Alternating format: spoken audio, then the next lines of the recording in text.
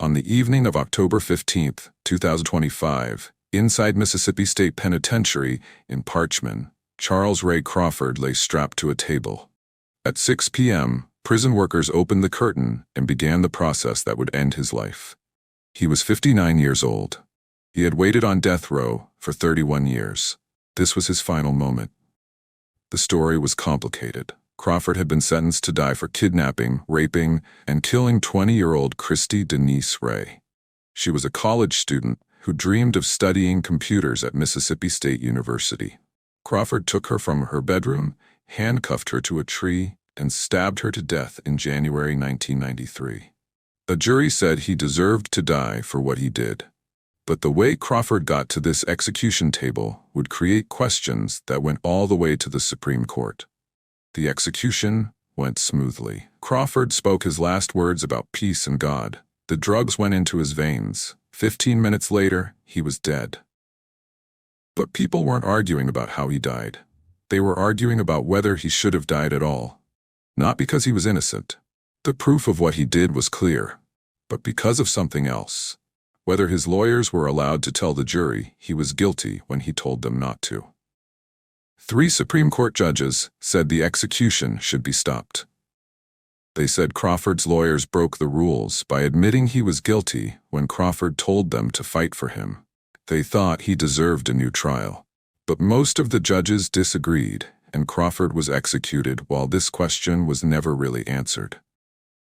His case started arguments that went beyond Mississippi. Law professors questioned whether the trial was fair. The question about what defendants can control in their own trials was left hanging. 3 judges wrote that Crawford was put to death without ever getting a fair trial, and their words would be studied for years to come. To understand how Charles Ray Crawford ended up at the center of this fight about constitutional rights, how a man with a serious mental illness killed a young woman and destroyed a family, how his own lawyers went against his wishes in court, we have to go back. Back to February 10, 1966, when a baby boy was born in Mississippi who would fight mental illness his whole life. Back to April 13, 1991, when that troubled man hurt 2 teenage girls. Back to January 29, 1993, when Kristy Ray left work with her mom and never came home. If you're drawn to stories of justice, betrayal, and the people who reach a point of no return, make sure to subscribe to No Way Out. This is where true crime meets truth. Real cases, real consequences. The darkest corners of human decision, broken down into tiny pieces, so you can see every detail and make your own conclusions better. Charles Ray Crawford entered the world on February 10, 1966, in Mississippi, a state where rural poverty and limited access to mental health services shaped many young lives. The family lived in Tippah County, a rural area in the northern part of the state near the Tennessee border. From his earliest years, Crawford displayed behaviors that troubled his mother, Johnny Ruth Smith. She noticed her son had difficulty connecting with other children. He would withdraw into himself for long periods, then suddenly become agitated and aggressive without apparent cause. These mood swings weren't typical childhood tantrums. They had an intensity and unpredictability that frightened those around him. Johnny Ruth worked whatever jobs she could find to support her family. Money was always tight in their household. When Crawford's behavioral problems became impossible to ignore, she took him to doctors despite the financial burden. Rural Mississippi in the 1970s offered few options for families dealing with mentally ill children. The closest psychiatric services were hours away by car. At age 10, a psychiatrist prescribed medication for Crawford. This was unusual for such a young child at that time. Doctors typically avoided medicating children unless symptoms were severe and unmanageable. The prescription indicated Crawford's problems went beyond normal childhood behavioral issues. His mother filled the prescription and tried to ensure he took the medication regularly. The medication helped to some degree. Crawford's most extreme mood swings lessened. But he remained a difficult child who struggled socially and academically. Other children sensed something different about him and kept their distance. He had few friends and spent much of his time alone. Teachers noted his inability to focus and his occasional outbursts in class. Crawford attended local public schools in Tippah County. His academic performance was poor. He had trouble concentrating on lessons and completing assignments. Whether this stemmed from his mental health issues or learning disabilities was never fully determined. He fell behind his peers academically and seemed to have little interest in improving his situation. As Crawford moved through middle school and into high school, his social isolation deepened. He didn't participate in sports or extracurricular activities. He didn't attend school dances or social events. The few relationships he formed tended to be troubled and short-lived. People who knew him during this period remembered him as odd and unpredictable. Crawford dropped out of high school before graduating. He lacked the focus and stability to complete his education. Without a diploma and with no job skills, his employment options were severely limited. He worked occasional manual labor jobs but couldn't hold positions for long. Employers found him unreliable and difficult to manage. In his late teens and early 20s, Crawford's mental health deteriorated further. The medications prescribed during childhood were no longer effective at adult doses. He needed more sophisticated psychiatric care than he had received as a child. His behavior became more erratic and concerning to those who knew him. By 1989, when Crawford was 23 years old, his condition had worsened to the point where hospitalization became necessary. He was admitted to East Mississippi State Hospital, a state-run psychiatric facility in Meridian. The hospital served patients from across the state who couldn't afford private psychiatric care. Conditions there were institutional and overcrowded. During his hospitalization at East Mississippi State Hospital, psychiatrists conducted thorough evaluations. They reviewed his history of childhood psychiatric problems and medication use. They performed psychological testing and observed his behavior over an extended period. After completing their assessment, they diagnosed Crawford with bipolar disorder, also known as manic depressive illness. The bipolar diagnosis explained many of Crawford's lifelong symptoms. Bipolar disorder causes extreme mood swings between manic highs and depressive lows. Doctors prescribed lithium carbonate, the gold standard treatment for bipolar disorder at that time. Lithium had been used since the 1960s and was effective for many patients in reducing the frequency and severity of mood episodes. However, lithium required careful monitoring through regular blood tests to ensure therapeutic levels and avoid toxicity. It also caused side effects, including weight gain, tremor, and cognitive dulling. Crawford was discharged from East Mississippi State Hospital with prescriptions for lithium and instructions to follow up with outpatient psychiatric care. He was supposed to have regular blood tests to monitor his lithium levels and see a psychiatrist for medication management. But following through with this treatment plan required resources and commitment that Crawford often lacked. After his hospitalization, Crawford attempted to establish a more stable life. He met a woman and married relatively quickly. Marriage seemed to offer the structure and support he needed. His first wife knew about his mental health diagnosis and tried to help him manage his condition. She encouraged him to take his medications and attend appointments. But marriage didn't solve Crawford's underlying problems. He continued to struggle with employment. His mood swings created tension in the relationship. His wife found herself dealing with a husband whose behavior could shift dramatically without warning. He might be calm and pleasant one day, agitated and angry the next. The unpredictability wore on her. His first marriage lasted only a short time before ending in divorce. The exact reasons weren't publicly documented, but the strain of dealing with Crawford's mental illness likely played a significant role. After the divorce, Crawford's connection to his ex-wife's family would eventually lead to terrible consequences. Following the divorce, Crawford lived with various family members. His mother continued trying to help him despite her own limited resources. Other relatives took him in when he had nowhere else to go. They all witnessed his struggles and tried to provide support, but none had the expertise or resources to give him the intensive treatment he needed. Crawford met another woman and remarried. This second marriage produced a son, giving Crawford a child to care for. Fatherhood should have been a stabilizing force in his life. He now had a greater responsibility to maintain his mental health and provide for his family. His second wife hoped that having a child would motivate Crawford to be more consistent with treatment. But parenthood added stress that Crawford wasn't equipped to handle. The demands of caring for an infant, combined with financial pressures and his ongoing mental health struggles, overwhelmed him. His behavior became increasingly unpredictable. Family members worried about the safety of his wife and child when Crawford was having episodes. In 1991, Crawford was hospitalized again, this time at a psychiatric facility in Memphis, Tennessee.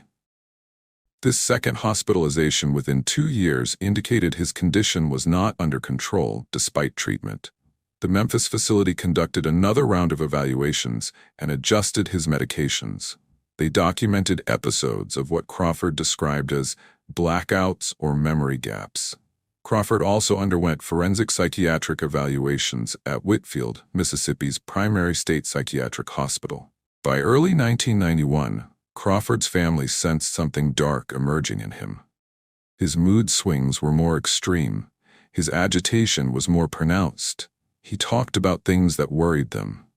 But they didn't fully understand the danger he posed until it was too late to prevent the violence that was coming. What his family didn't yet know was that their troubled son and relative was about to cross a line from which there would be no return. The winter of 1991 brought particularly difficult times for Crawford. He was living between relatives' homes, unable to maintain his own residence. His second marriage was strained to the breaking point. His medication compliance had deteriorated completely. He stopped taking his lithium regularly, claiming the side effects were unbearable. Without the mood stabilizer, his bipolar symptoms intensified dramatically. His mother tried repeatedly to get him back into treatment.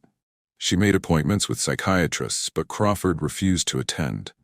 She couldn't force an adult son into treatment unless he posed an immediate danger to himself or others. The threshold for involuntary commitment was high, and Crawford hadn't yet crossed it. He was troubled and difficult, but not overtly threatening in ways that would trigger intervention. During this period, Crawford's relationship with his ex-wife's family remained complicated. Despite the divorce from his first wife, he occasionally encountered her relatives around Tippah County. The area was small enough that avoiding people completely was impossible. His ex-wife had a younger sister who was still in high school, 17 years old, and focused on typical teenage concerns. Crawford knew his former sister-in-law and her friends. He had been part of the family during his brief marriage and had met the younger siblings at family gatherings. After the divorce, these connections should have ended. But in a small community, former family members continued crossing paths at stores, gas stations, and local events. The encounters were usually brief and awkward. As winter turned to spring in 1991, Crawford's behavior became increasingly erratic. Family members later recalled that he seemed to be building toward something. His agitation wasn't aimless anymore. He appeared to be focused on thoughts and plans he wouldn't share with anyone. When questioned about what was troubling him, Crawford would deflect or become hostile. Crawford's access to weapons was a concern that family members discussed among themselves. He owned guns for hunting, which was common in rural Mississippi. But given his mental state, having weapons accessible seemed unwise. Family members debated whether to remove the guns from wherever Crawford was staying, but they worried this might escalate his paranoia and anger. Then came April 13, 1991. This date would mark Crawford's first documented act of serious violence. April 13, 1991, started as an ordinary Saturday in Tippah County. The weather was mild with clear skies, the kind of day that brought people outdoors after a long winter. Two teenage girls had made plans to spend the day together, driving around and enjoying their weekend freedom. They were both 17 years old, at that age where having access to a car meant independence and adventure. One of the girls was driving her grandfather's vehicle that day. She had borrowed it with permission, promising to be careful and return it with a full tank of gas. Her friend rode in the passenger seat. They had no specific destination in mind. They planned to cruise around Tippah County, maybe stop at the store, possibly drive to a nearby town if they felt like it. Small-town teenagers in the early 1990s often spent their free time this way. The two girls were close friends who had grown up together in the community. They attended the same high school and shared classes. They talked about typical teenage concerns: school, other friends, boys they liked, their plans after graduation. Neither had any reason to feel unsafe. Tippah County was the kind of place where people left doors unlocked and children played outside without supervision. What the girls didn't know was that Charles Crawford, then 25 years old, had noticed them on the road. He had been out that morning, when he spotted the vehicle with the two teenage girls inside. Something in Crawford's mind fixated on them. He recognized one of the girls as his ex-wife's younger sister, his former sister-in-law from his brief first marriage. Crawford began following the vehicle. The girls initially didn't notice they were being tracked. They were absorbed in their conversation and the simple pleasure of driving on a spring day. When Crawford pulled alongside them, they recognized him. The former sister-in-law knew him from family gatherings before his divorce. Seeing a familiar face seemed harmless at first. Crawford signaled for them to pull over. He called out something about wanting to talk or needing help. The exact words were lost to time, but whatever he said convinced the girls to stop their vehicle. This was their first mistake, though they had no way of knowing it.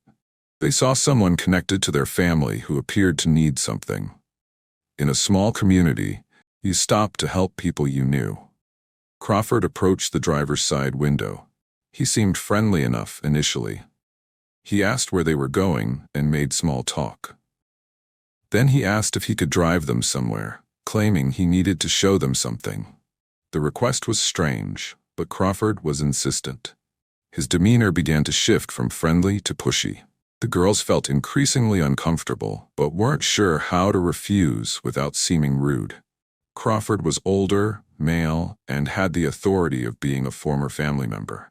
The social dynamics of the situation made it difficult for two teenage girls to simply drive away from an adult who was demanding their cooperation. This power imbalance played to Crawford's advantage. Through a combination of insistence and manipulation, Crawford convinced the girls to let him take control of the vehicle. Crawford drove away from the area where he had encountered them. He didn't head toward town or any populated area. Instead, he drove toward more isolated rural roads. The girls asked where he was taking them. Crawford's answers were vague and unsettling. They realized they were in serious trouble, but felt trapped in the moving vehicle with no way to escape or call for help. This was 1991, before cell phones were common. The girls had no way to contact anyone. They were completely dependent on Crawford and whatever he intended to do. Their fear grew as he drove further into isolated territory. When Crawford turned onto a dirt road leading to an abandoned house, both girls knew something terrible was about to happen. The abandoned house sat well back from any main road, hidden by trees and overgrown vegetation. No one lived nearby. No one would hear screams or see what happened. Crawford had chosen this location deliberately, suggesting premeditation rather than a spontaneous act of violence. He had thought about where he could take victims without being disturbed. Crawford stopped the vehicle near the abandoned structure. He ordered the girls out of the car. His demeanor had transformed completely from the friendly persona he had shown initially. Now he was cold, threatening, and clearly dangerous. The girls complied with his orders, terrified of what would happen if they resisted. At the abandoned house, Crawford revealed a gun. The weapon transformed the situation from uncomfortable to terrifying. The young women realized they were in serious danger. Crawford forced his former sister-in-law out of the car at gunpoint. Her friend remained in the vehicle, helpless and afraid. Inside the abandoned house, Crawford's violence escalated quickly. He used tape to bind the 17-year-old's hands, wrapping it tightly around her wrists. He stuffed a gag in her mouth to prevent her from screaming. The girl was completely powerless as Crawford committed a brutal sexual assault against her. The other teenager, still near the vehicle, tried to help her friend. Crawford turned his violence toward her as well. He picked up a hammer and used it to strike the second girl. The blows left her injured and traumatized. Both young women were now victims of Crawford's rage and violence. When Crawford finally left the scene, the girls managed to free themselves and seek help. They went to authorities and reported what had happened. Medical examinations documented their injuries. The case against Crawford was strong, with physical evidence and the testimony of 2 victims. Law enforcement arrested Crawford and charged him with rape, aggravated assault, and kidnapping. These were serious felonies that could result in decades in prison. A trial date was set for February 2, 1993, nearly 2 years after the attack. Crawford was released on bond while he awaited trial. As January 1993 arrived, Crawford was just weeks away from finally facing justice for what he had done to those 2 teenage girls in April 1991. The trial that had been delayed for nearly 2 years was finally scheduled to begin.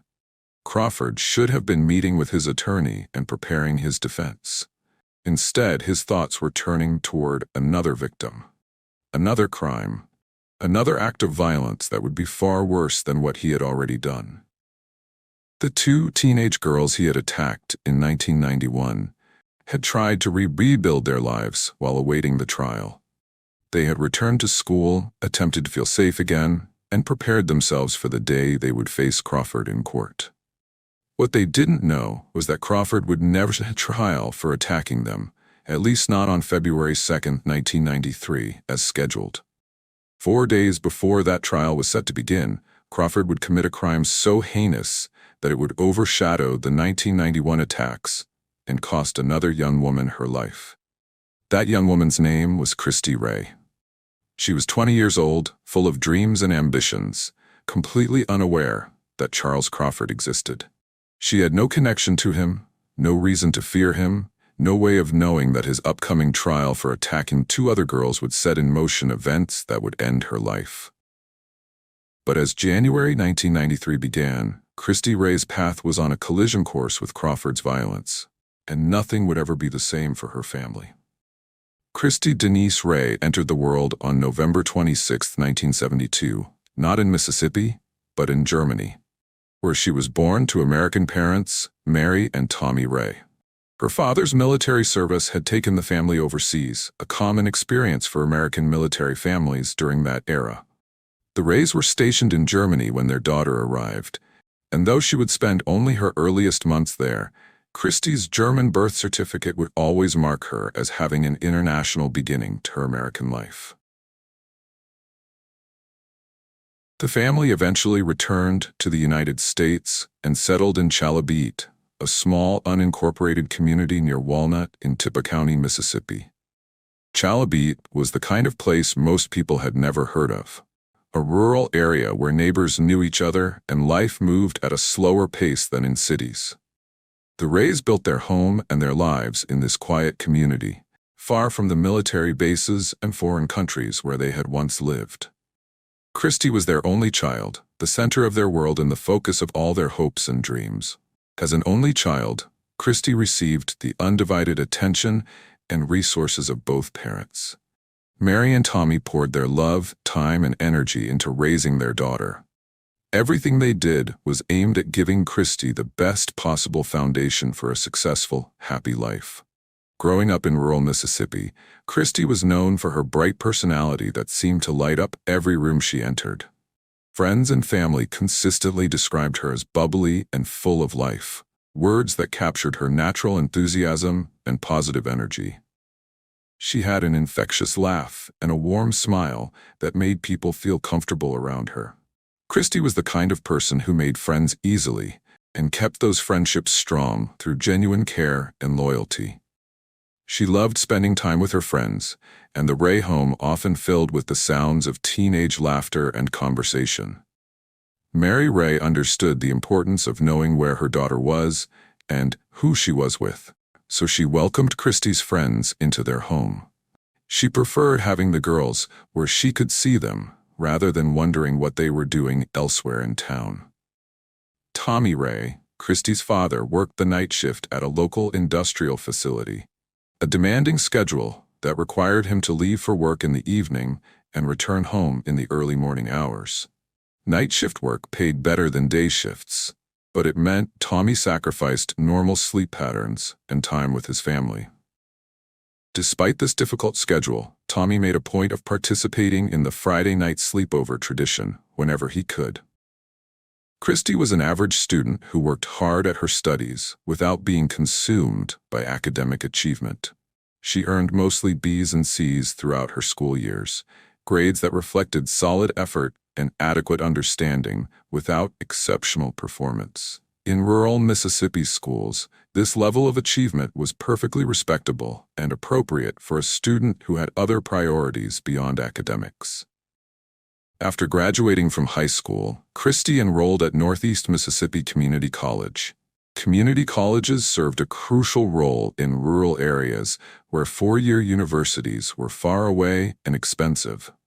Northeast Mississippi Community College allowed local students to complete their first 2 years of college education close to home at affordable prices, then transfer to universities to complete bachelor's degrees. By early 1993, Kristy was a sophomore at the community college, having successfully completed her freshman year. She balanced her coursework with 2 part-time jobs, a demanding schedule that required excellent time management skills.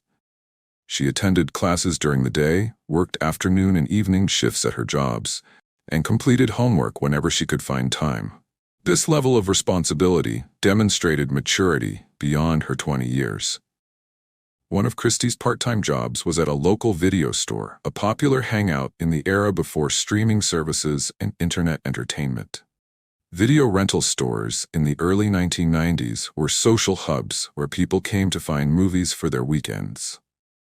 Working there meant constant interaction with customers, making recommendations based on their preferences and keeping track of rentals and returns. Kristy's second job was at Sunburst Bank, where she worked alongside her mother Mary, who held a full-time position there.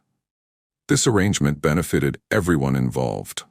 Mary could spend time with her daughter during work hours while teaching her about professional behavior and responsibility.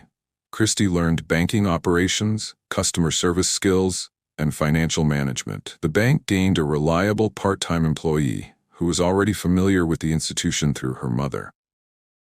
Working at the bank with her mother gave Kristy valuable insights into adult working life. She observed how Mary interacted with customers, handled difficult situations, and maintained professional standards, even on challenging days. These lessons went beyond banking procedures to encompass broader principles about work ethic, courtesy, and professionalism that would serve Kristy well in any career she pursued. The job also helped her save money for her future education plans. Kristy didn't spend everything she earned from her 2 part-time jobs on typical teenage purchases, though she did enjoy shopping trips with friends. She maintained savings accounts and regularly deposited portions of her earnings, building a fund to help cover expenses when she transferred to a 4-year university. Kristy had big dreams for her future that extended beyond community college. After finishing at Northeast Mississippi Community College, she planned to transfer to Mississippi State University in Starkville, one of Mississippi's 2 major public universities. Mississippi State had strong programs in the fields that interested Kristy, and transferring there was a natural next step in her educational journey. She had recently discovered a passion that excited her and gave clear direction to her educational goals. That passion was computers, technology that was becoming increasingly important in the early 1990s. Personal computers were transitioning from specialized business tools to common household items, and young people were often more comfortable with the technology than their parents. But Kristy wasn't interested in programming or software development, the paths many computer enthusiasts pursued. She wasn't drawn to writing code or creating websites. Instead, Kristy wanted to understand hardware, the physical components that made computers work. This interest in the mechanical and electrical aspects of computing was less common, especially among young women in that era. One day she came home with a kit that included a soldering iron, a tool used to permanently connect electrical components by melting metal to form bonds. Mary watched with a mixture of pride and concern as Kristy excitedly explained what she was learning. The kit was for a class where they were studying schematics, the detailed diagrams showing how electronic components connect to create functional circuits.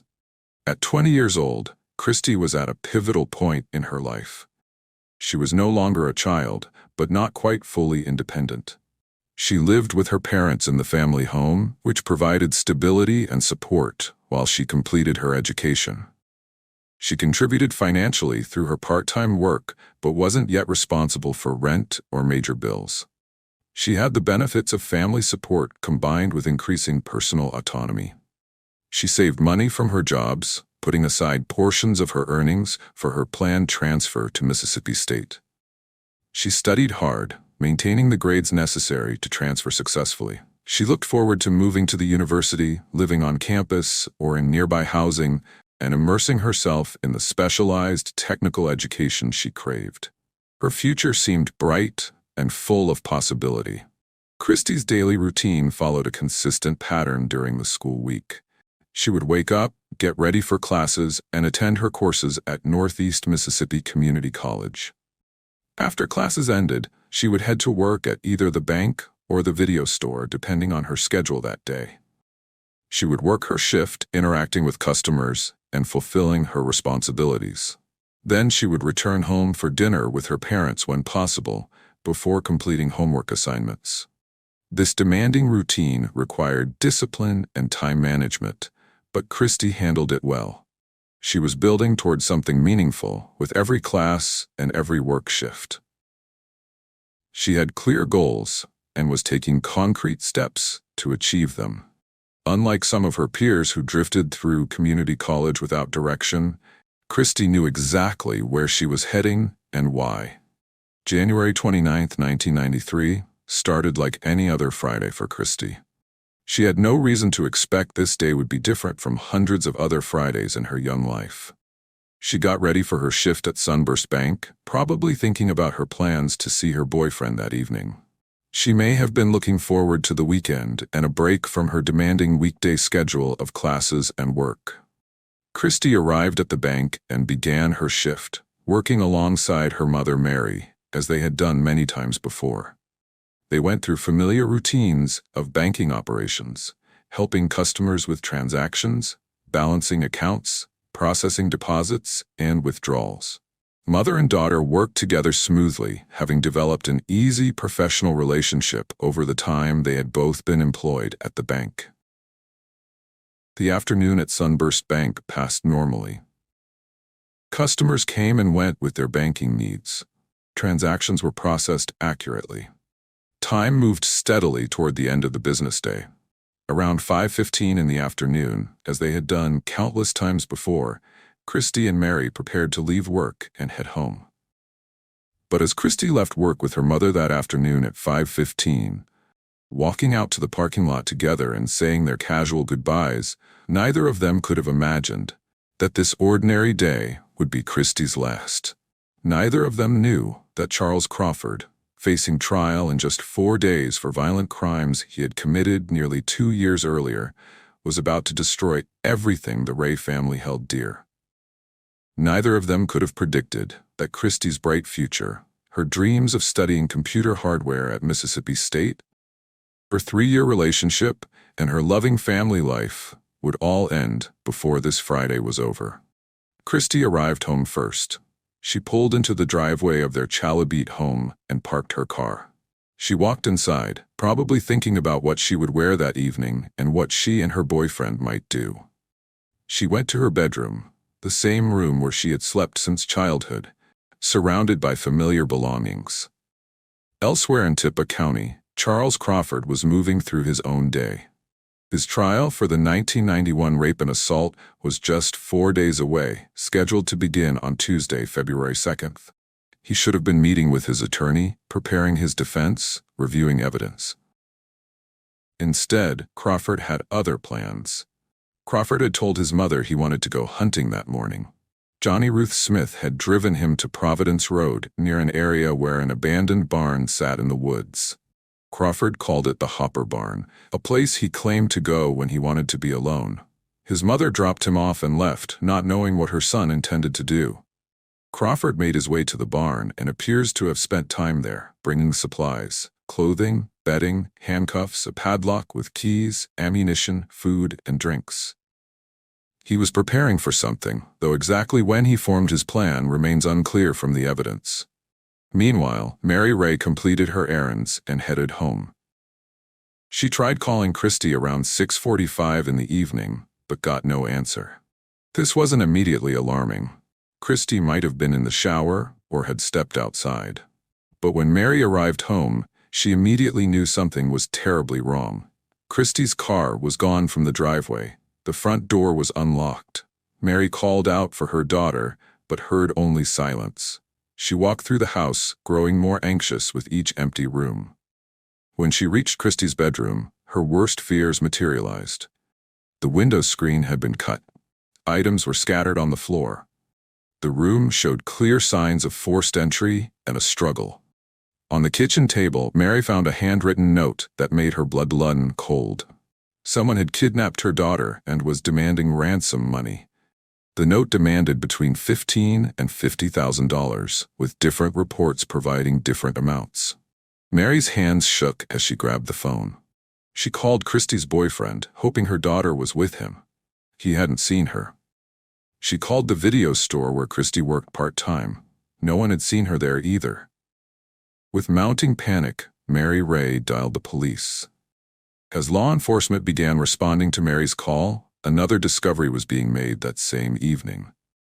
In the attic of Crawford's former father-in-law's home, family members found something that terrified them. A ransom note made from magazine cutouts mentioning a woman named Jennifer, with the same threatening tone as the note found at the Ray home.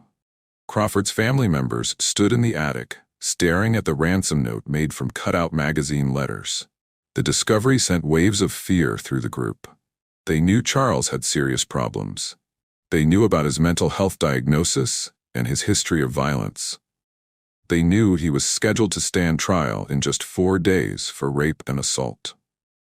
The note mentioned a woman named Jennifer. The family tried to think who this could be, what Charles might be planning. The note's threatening tone and demand for money made it clear this wasn't a prank or a misunderstanding. Someone was in danger, or soon would be. Johnny Ruth Smith, Charles's mother, made a difficult decision.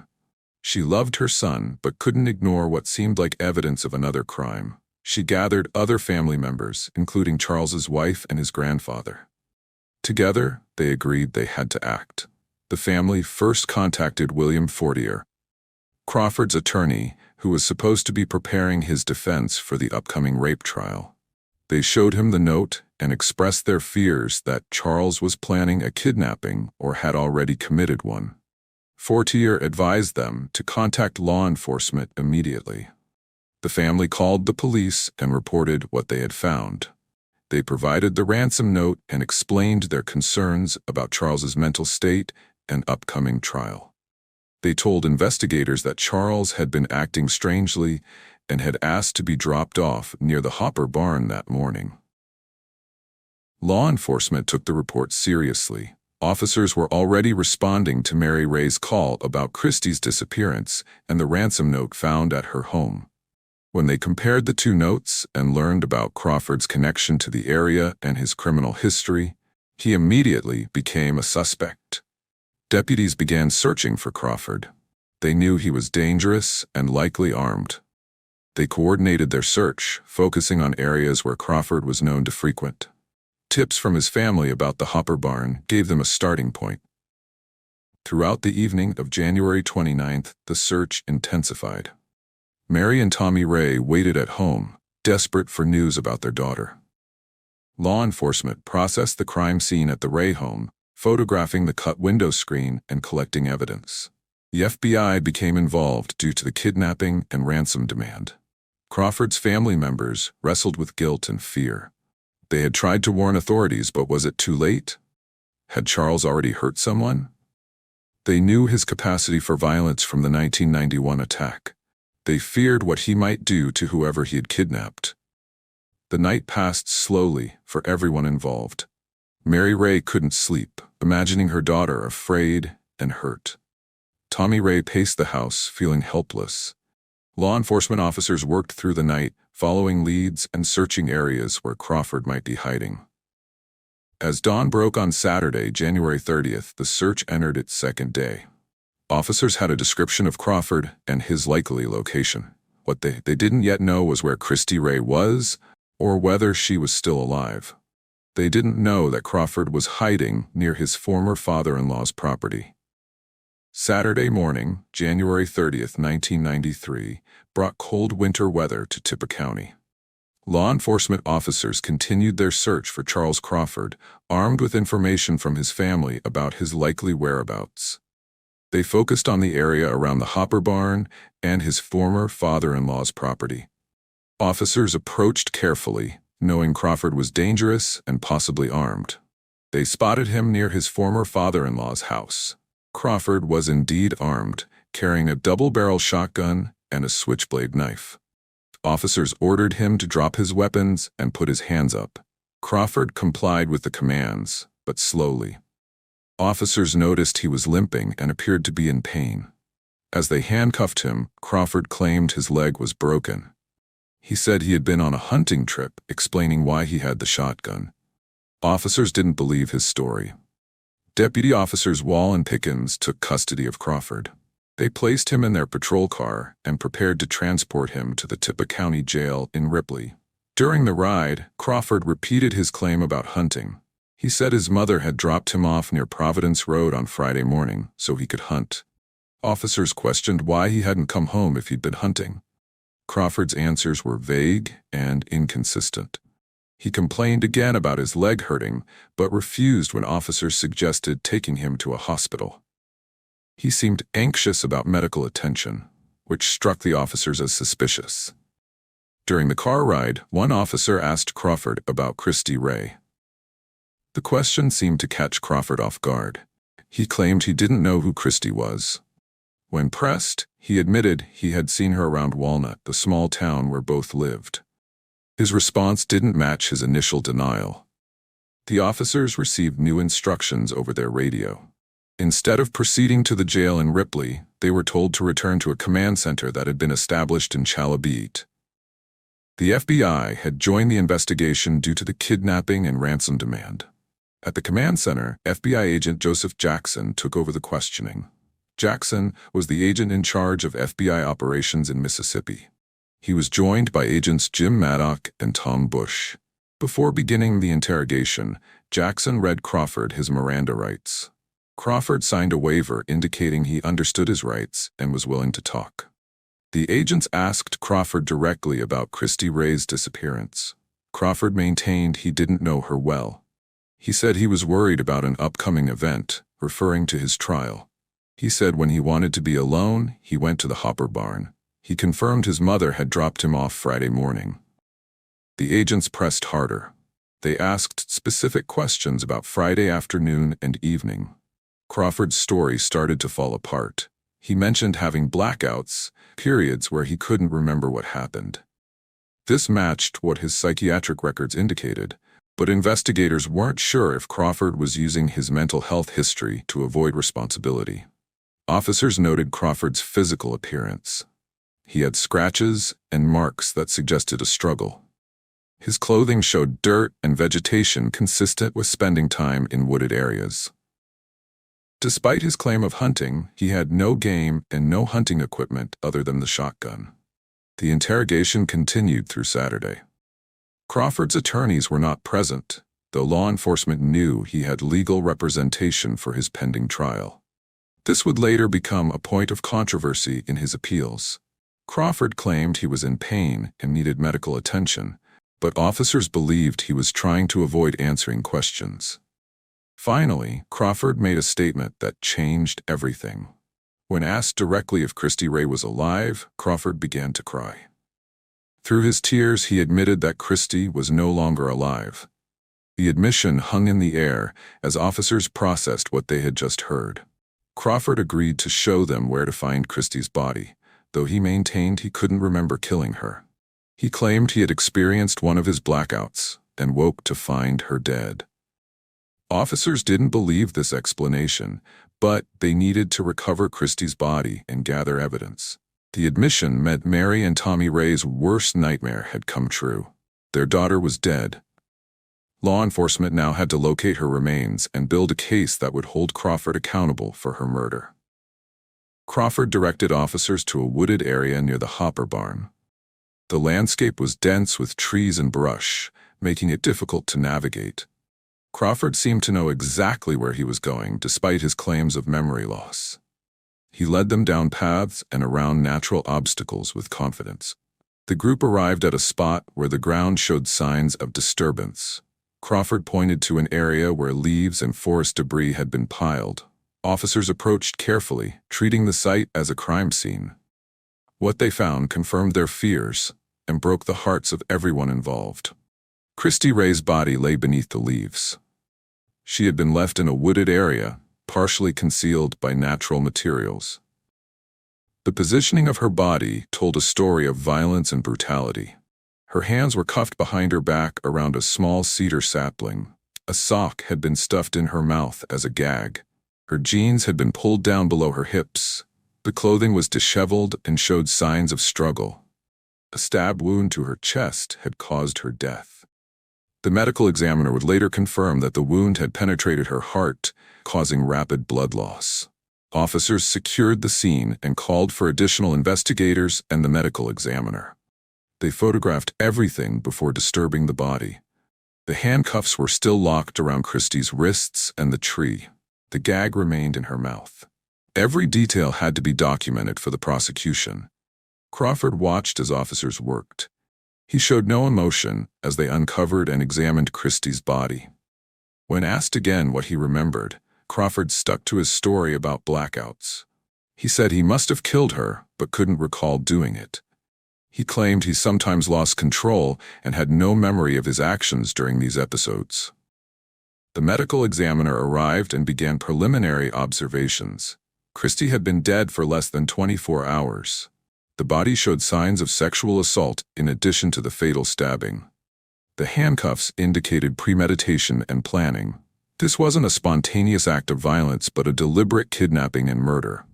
While investigators processed the primary scene, other officers searched the surrounding area. They were looking for additional evidence: the knife used in the stabbing, Kristy's belongings, anything Crawford might have discarded. The Hopper barn itself became a focal point of the search.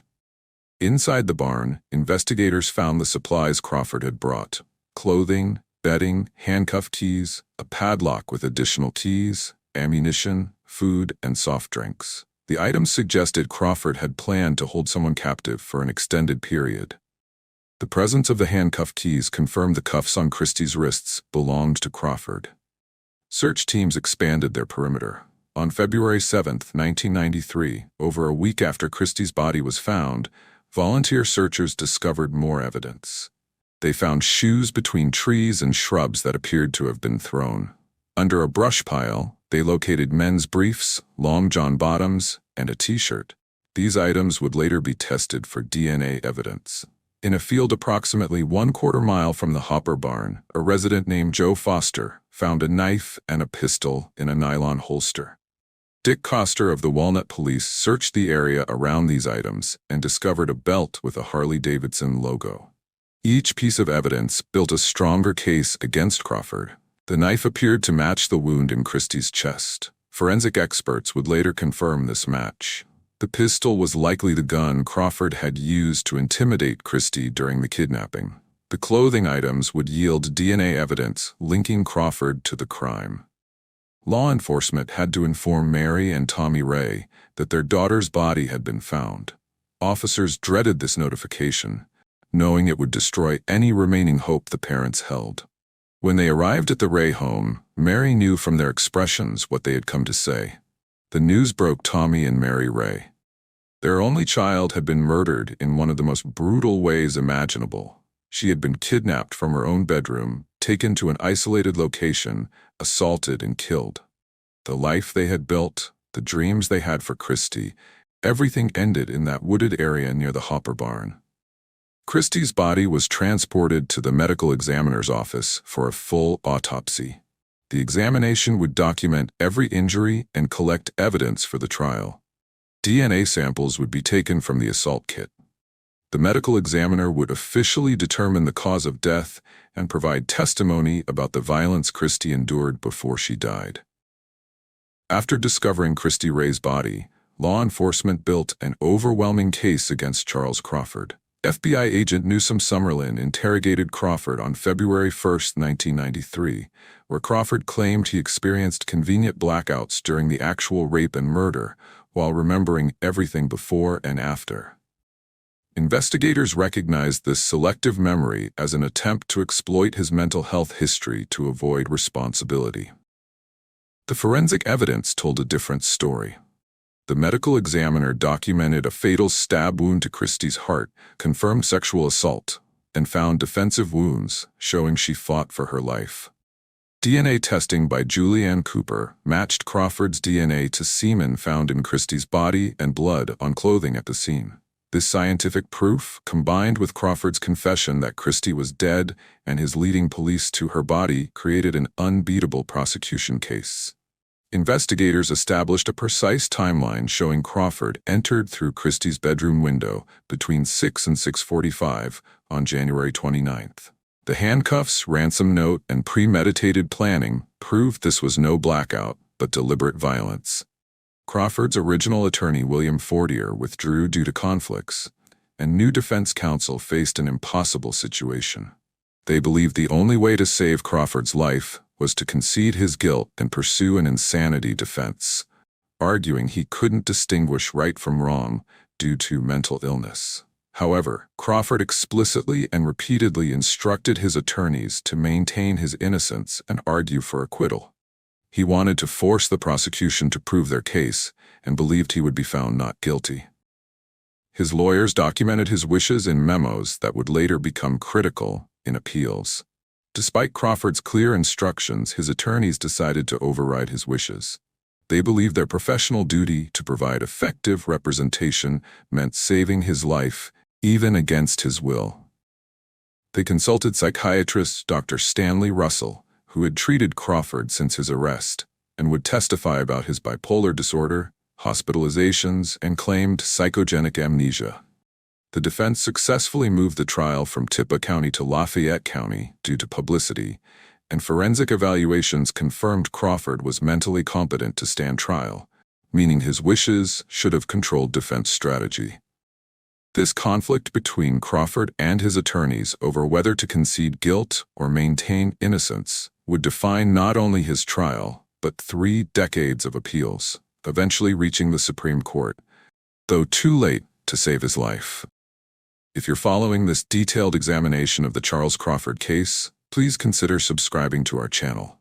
We create comprehensive true crime documentaries that prioritize accuracy, respect for victims, and thorough coverage of complex legal issues. Your subscription helps us continue this important work. Hit the subscribe button and notification bell so you won't miss the rest of this documentary or future cases we cover. And if you appreciate our detailed, respectful approach to true crime, please leave a like on this video. It makes a real difference in helping us reach viewers who value substantive content over sensationalism. Let's continue now with the investigation that would build the case against Charles Crawford and lead to one of the most legally controversial executions in recent Mississippi history. April 1994 arrived, and with it came Crawford's trial in Lafayette County. The courthouse filled with potential jurors, attorneys, journalists, and spectators. Mary Ray sat in the courtroom every day, determined to see justice for her daughter. Tommy Ray joined her when he could, though the proceedings were difficult for him to endure. Jury selection took several days. Attorneys for both sides questioned potential jurors about their views on the death penalty, mental illness, and their ability to be impartial. The prosecution wanted jurors who could impose death if the evidence warranted. The defense wanted jurors sympathetic to mental health arguments. The selected jury represented a cross-section of Lafayette County. They took their oath seriously, promising to base their verdict solely on the evidence presented in court. None had personal connections to the Ray family or Crawford. The judge instructed them about their responsibilities and the legal standards they would apply. Opening statements laid out the competing narratives. The prosecutor described the brutal kidnapping, rape, and murder of Kristy Ray, a young woman with her whole life ahead of her. He outlined the evidence: DNA, confession, the body's location, the handcuffs and gag. He promised to prove beyond any doubt that Crawford committed these acts intentionally and with premeditation. The defense attorneys stood and delivered an opening statement that shocked Crawford. Despite his repeated objections, his lawyer told the jury that Crawford had indeed killed Kristy Ray. The attorney explained they wouldn't dispute the basic facts of the crime. Instead, they would prove Crawford suffered from severe mental illness that prevented him from forming the intent necessary for murder. Crawford sat at the defense table, visibly angry. His attorneys had done exactly what he told them not to do. They had conceded his guilt in front of the jury before a single witness testified. The strategy was set, and Crawford could do nothing to stop it. His fate now rested entirely on convincing the jury he was insane. The prosecution called its first witnesses. Law enforcement officers described responding to Mary Ray's call about her missing daughter. They testified about finding the cut window screen and the ransom note. They walked the jury through the investigation step by step, building a timeline of Crawford's actions. FBI agents testified about Crawford's arrest and interrogation. They described how he initially denied knowing Kristy, then admitted seeing her around town. They recounted the moment Crawford began crying and admitted Kristy was no longer alive. Agent Summerlin described Crawford leading them to the body in the woods. The medical examiner took the stand and provided clinical testimony about Kristy's injuries. The stab wound to her chest had penetrated her heart, causing rapid death. Evidence of sexual assault was documented during the autopsy. The handcuffs had left marks on her wrists from her struggles. Every detail painted a picture of Kristy's final terrifying moments. Mary Ray testified about the last time she saw her daughter. She described their ordinary day at work, leaving together, making plans to meet at home. Her voice broke as she recounted finding Kristy gone, the window cut, the ransom note. The jury saw a mother's anguish, the permanent destruction of her family. DNA expert Julianne Cooper explained the genetic evidence to the jury. She described how DNA testing worked and what the results showed. Crawford's DNA matched the semen found in Kristy's body. His blood mixed with Kristy's appeared on clothing found near the scene. The scientific evidence left no doubt about Crawford's involvement. Officers described searching the Hopper barn and finding Crawford's supplies. The handcuff keys matched the cuffs on Kristy's body. The food, drinks, and bedding suggested Crawford planned to hold someone captive. The ammunition and weapons showed he intended to use force. Every item supported the prosecution's theory of premeditation. Volunteer searchers testified about finding shoes, clothing, and the murder weapon. The knife recovered from the field matched Kristy's chest wound. Crawford's DNA appeared on the handle. The gun found nearby was loaded and ready to fire. Crawford had discarded these items after the murder, trying to hide evidence. The prosecution rested after presenting overwhelming evidence of guilt. The case was so strong that defense attorneys faced an impossible task. They couldn't credibly dispute that Crawford killed Kristy. Their only hope was convincing the jury Crawford couldn't be held fully responsible. The defense called Dr. Stanley Russell, who had treated Crawford at Parchman since June 1993, to testify about Crawford's extensive mental health history. Russell described medication prescribed at age 10, the 1989 bipolar disorder diagnosis, hospitalizations in 1989 and 1991, and years of lithium treatment. He diagnosed Crawford with psychogenic amnesia and testified that Crawford genuinely couldn't recall killing Kristy, despite remembering events before and after. Crawford's family members supported this testimony, describing his childhood struggles, disconnection from reality, and blackout episodes throughout his life. The prosecution's rebuttal witnesses systematically destroyed the insanity defense. A clinical psychologist found no evidence of bipolar disorder and testified that Crawford's behavior showed clear premeditation and planning. Someone experiencing a genuine blackout couldn't acquire handcuffs, plan a kidnapping, cut a window screen, and dispose of evidence. The psychologist explained Crawford understood right from wrong and knew his actions were illegal, as proven by his efforts to hide evidence. A forensic psychiatrist testified Crawford had been misdiagnosed with psychogenic amnesia, and that his selective memory was convenient rather than genuine. The prosecution highlighted devastating inconsistencies in Crawford's blackout claims. He remembered his mother dropping him off to hunt, seeing Kristy, taking her to the barn, and leading police to her body, but conveniently couldn't remember the rape or stabbing. When Crawford took the stand against his attorney's likely advice, the prosecution aggressively cross-examined him about these inconsistencies and his claim that he experienced blackouts during the 1991 rape and assault as well. The pattern of blaming blackouts for every violent sexual crime appeared transparently fabricated. In closing arguments, the defense attorney made a final plea for mercy, emphasizing Crawford's mental illness and asking for a verdict of not guilty by reason of insanity with psychiatric hospitalization.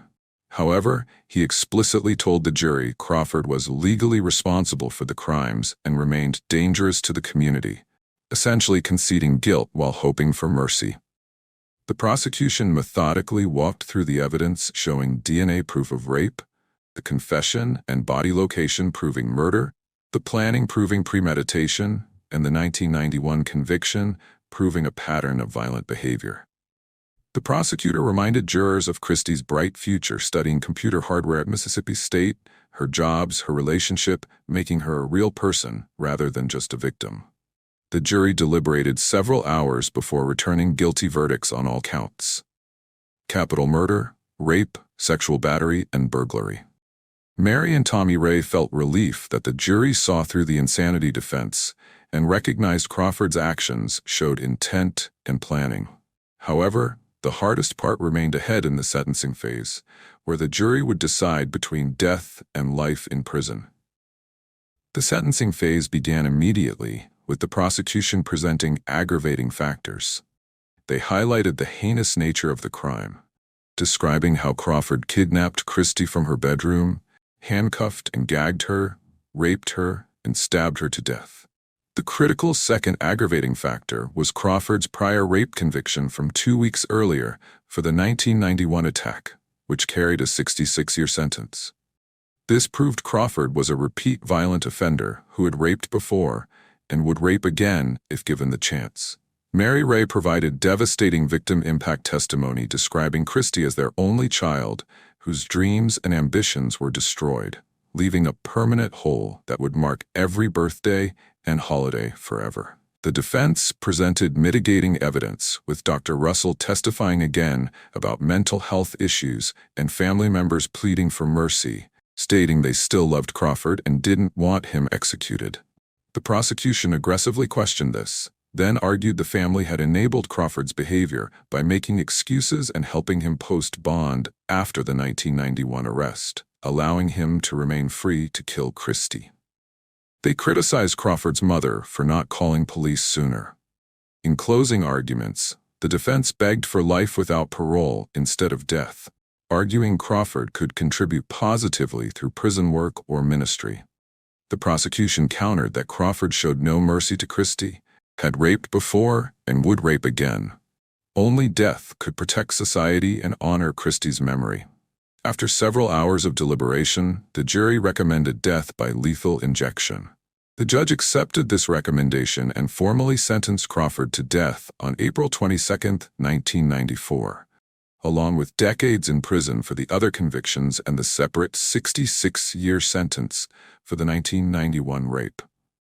Crawford would be transferred to death row at Parchman, but his case was far from over, as the appeals process would consume the next 3 decades. Crawford arrived at Mississippi State Penitentiary's death row at Parchman in 1994, joining dozens of other condemned inmates in a separate unit with enhanced security, where he would spend 23 hours per day in his cell with only 1 hour for exercise and showers. His attorneys immediately filed mandatory automatic appeals, beginning with the Mississippi Supreme Court reviewing the trial record for errors, though the appeal process moved slowly, as attorneys reviewed thousands of pages of trial transcripts and researched legal precedents before drafting detailed briefs. Crawford's first appeal argued multiple errors, including that his confession should have been suppressed because he was interrogated without his lawyer present while in pain from his injured leg, that illegally obtained mental health records were used against him, and that victim impact testimony improperly inflamed the jury's emotions.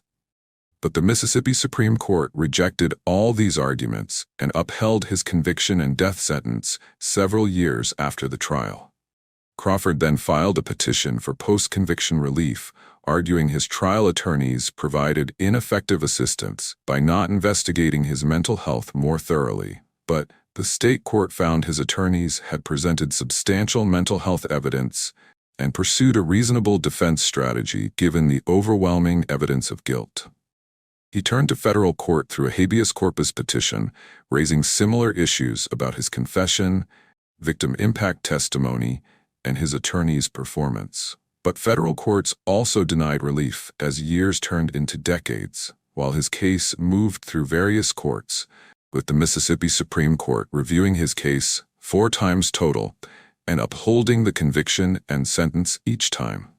During these years on death row, people who knew Crawford said he changed dramatically, with prison officials describing him as a model inmate who caused no disciplinary problems, maintained a job inside the prison for over 25 years, and participated in religious services and ministry.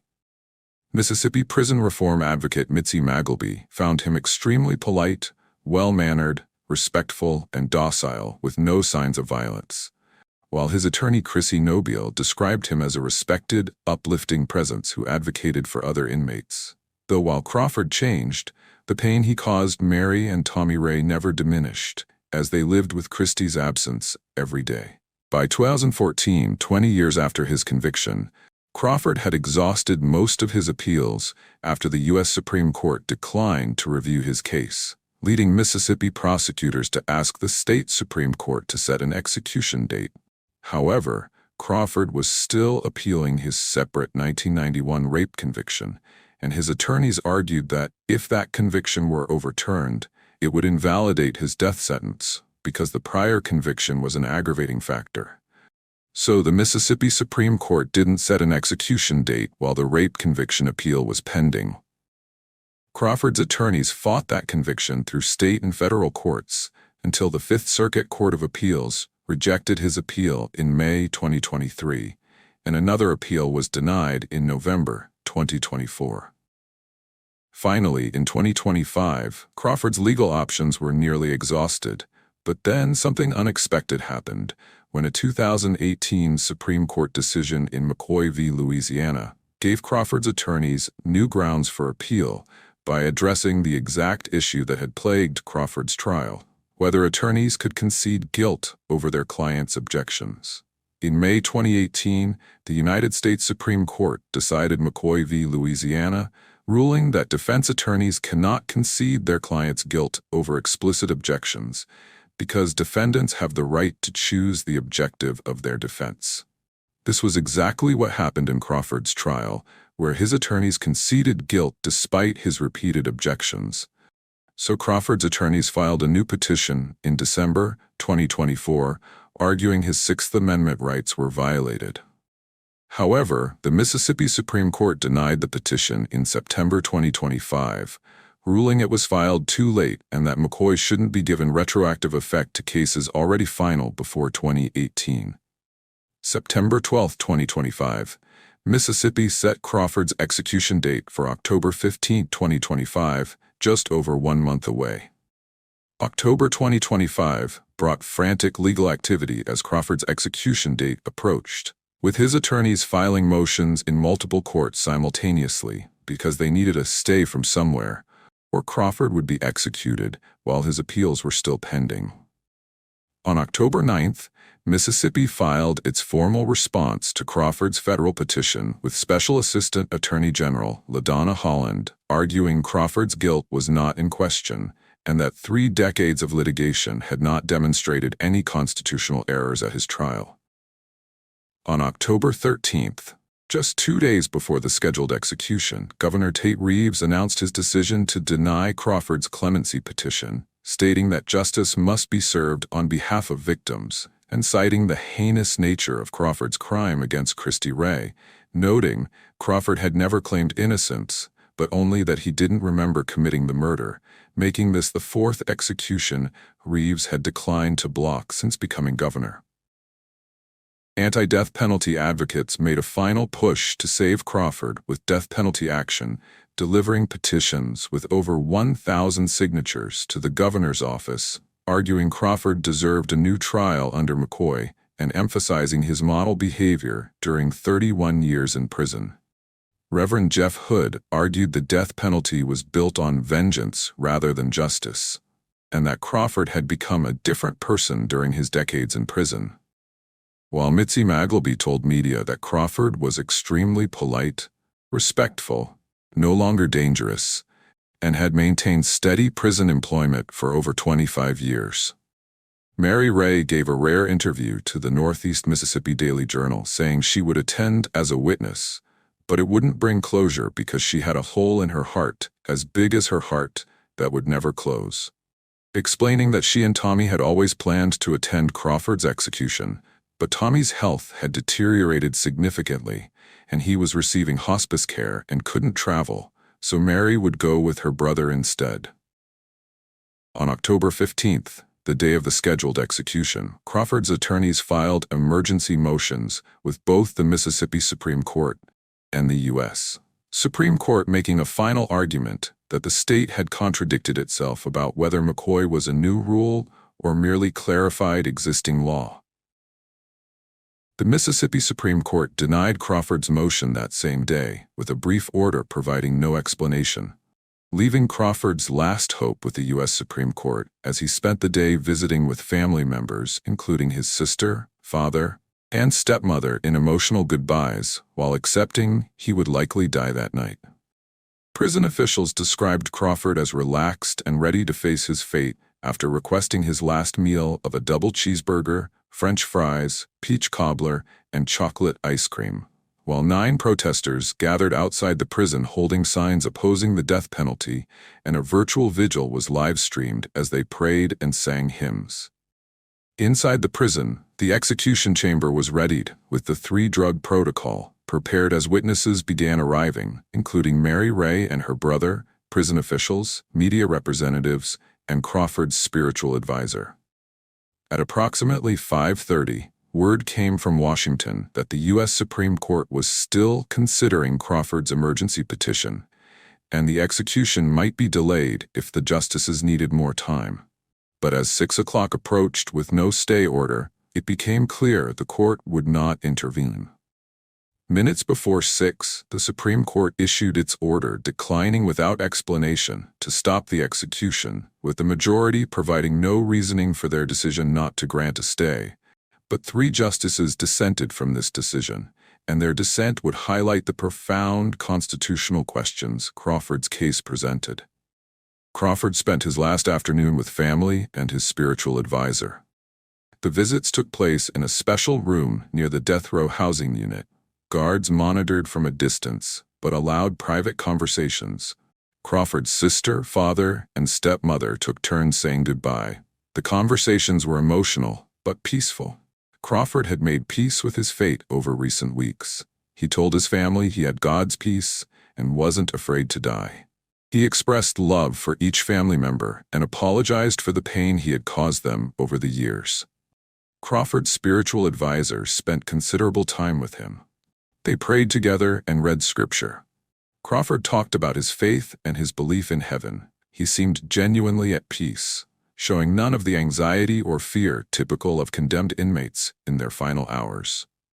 Prison officials offered Crawford his last meal at mid-afternoon. He had requested a double cheeseburger, French fries, peach cobbler, and chocolate ice cream. The desserts came separately so he could eat them at his own pace. Crawford ate slowly, savoring the food and talking with the minister between bites. Mark McClure, the regional superintendent for the Mississippi Department of Corrections, checked on Crawford several times throughout the day. McClure would later tell reporters that Crawford was relaxed and ready to face the execution. His demeanor remained calm even as the hour approached. Outside the prison, protesters gathered as evening fell. 9 people held signs and candles, opposing the death penalty on moral and religious grounds. Abraham Bonowitz, executive director of Death Penalty Action, live-streamed a virtual vigil for people across the country who wanted to participate remotely. The protesters sang hymns and prayed. Some held photos of Kristy Ray, acknowledging her family's loss while still opposing the execution. Others focused their prayers on Crawford and the belief that the state shouldn't take life regardless of the crime committed. At the governor's mansion in Jackson, 2 additional protesters paced with signs during the 5 o'clock hour. They called on Governor Reeves to issue a last-minute stay, but the governor had made his position clear. He would not intervene. Inside the prison, witnesses began arriving around 5:30. Mary Ray and her brother entered through a secure entrance. Mary carried photos of Kristy in her purse. She wanted to have her daughter close during these final moments. Tommy Ray's absence weighed heavily on her mind. Media witnesses took their assigned seats. Representatives from several newspapers and television stations were present to document the execution. They would write the first accounts of what happened in the execution chamber. Prison officials briefed them on procedures and rules. Crawford was moved from his cell to a holding area near the execution chamber. Guards removed his regular prison clothes and dressed him in a red shirt and pants designated for executions. They checked his arms for viable veins where the IV lines would be inserted. Medical personnel prepared the 3-drug protocol. Mississippi used pentobarbital to cause unconsciousness, pancuronium bromide to paralyze muscles and stop breathing, and potassium chloride to stop the heart. The drugs were mixed according to precise specifications and loaded into syringes. At 5:45, Crawford was led into the execution chamber. The room was small and clinical, dominated by the gurney in the center. Guards strapped Crawford onto the padded surface, securing his arms, legs, and torso with multiple restraints. A white sheet was placed over most of his body. Medical staff inserted IV lines into both of Crawford's arms. The lines ran to an adjacent room where an executioner would administer the drugs. The executioner's identity was protected. He sat behind a one-way mirror where he could see Crawford, but witnesses couldn't see him.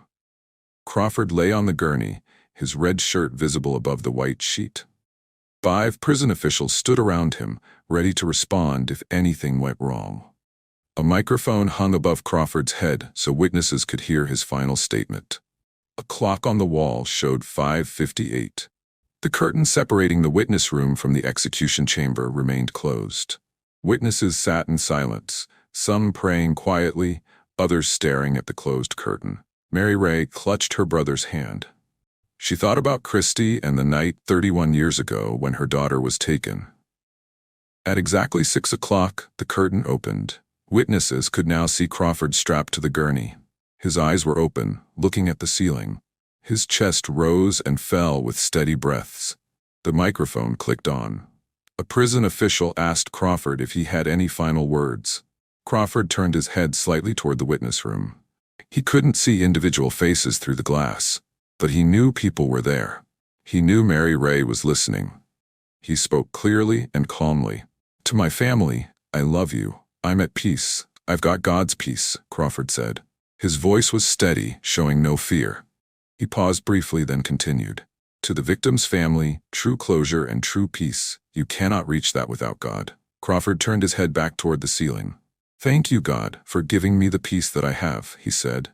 Then he added, "I'll be in heaven." He closed his eyes and appeared to be praying silently. The microphone clicked off. At 6:02, the first drug began flowing through the IV lines. Crawford swallowed reflexively as the pentobarbital entered his bloodstream. The drug worked quickly to render him unconscious. His chest continued rising and falling rhythmically. By 6:04, Crawford's breathing had changed. His chest moved in steady, mechanical motions.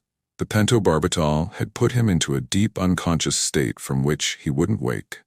The witnesses watched in silence as the execution proceeded. At 6:06, a masked man wearing a baseball cap and sunglasses entered the execution chamber. He was there to conduct the mandatory consciousness check. The man bent over Crawford and performed a sternum rub, pressing his knuckles hard into Crawford's chest. Crawford showed no response. The masked official straightened and spoke clearly for the record. "In my professional opinion, this man is unconscious," he announced. He left the chamber. The second drug, pancuronium bromide, was administered. This would paralyze Crawford's breathing muscles. Crawford's breathing changed at 6:08. Instead of the steady rhythm from before, his breaths became slower and shallower. His mouth quivered slightly as the paralytic drug took effect. The pancuronium bromide was shutting down his respiratory system. Heavy exhales could be heard through the speaker system. Each breath took more effort than the last. Crawford's body was fighting against the drug, trying to maintain basic functions, but the chemical was too powerful. His breathing continued to slow. At 6:09, Crawford took one deep breath. It seemed to fill his lungs completely. His chest rose higher than it had since the drugs began. Then he released that breath slowly. His chest appeared to stop moving. The rise and fall that signaled life ceased. Crawford's body shook briefly. The movement was involuntary, a final neurological response as his brain lost oxygen. Then he became completely motionless. The third drug, potassium chloride, was administered to stop his heart. It would ensure death, even though he had already stopped breathing. The witnesses watched in silence. Some couldn't look away. Others bowed their heads or closed their eyes. Mary Ray stared at Crawford's still form, thinking about Kristy's final moments 31 years ago. Her daughter had been terrified and in pain. Crawford appeared peaceful. Medical personnel monitored Crawford's vital signs from the adjacent room. They watched an EKG machine showing his heart's electrical activity. The line grew irregular as the potassium chloride flooded his system. His heart muscle couldn't maintain its rhythm against the chemical. At 6:15, exactly 15 minutes after the drugs began, the EKG showed a flat line. Crawford's heart had stopped. A physician entered the chamber and checked for a pulse. He listened for breathing sounds. He shined a light in Crawford's eyes, checking for pupil response. There was none. The physician turned toward the witness room and made the formal pronouncement. "Charles Ray Crawford is dead. The time is 6:15 p.m. His voice was flat and clinical. He had performed this duty before and would likely do it again. The curtain closed slowly, blocking the view of Crawford's body. The witnesses sat motionless for a moment, processing what they had just seen. Guards then escorted them from the witness room. The execution was complete, but procedures still needed to be followed. Mary Ray left the witness room with her brother's support. She felt numb rather than relieved. Crawford was dead, as the jury had decided he should be. But Kristy was still gone. Nothing about the execution changed that fundamental reality. The hole in Mary's heart remained exactly as large as before. Outside the prison, the protesters learned the execution had been carried out. Some began crying, others prayed more fervently. They viewed Crawford's death as another act of violence that solved nothing.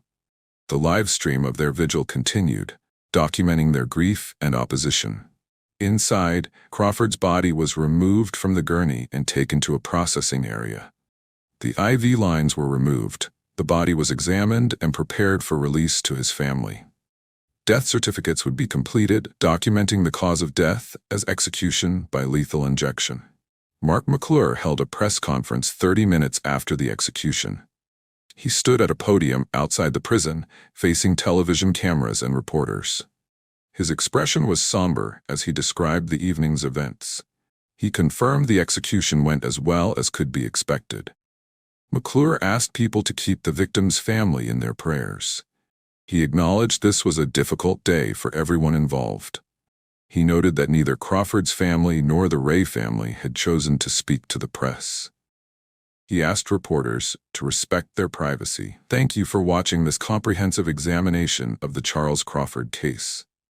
This documentary represents extensive research into a legal proceeding that spanned 31 years and touched every level of the criminal justice system. If you found this presentation informative, please subscribe to our channel for more in-depth true crime documentaries that prioritize factual accuracy and respectful coverage of these difficult cases.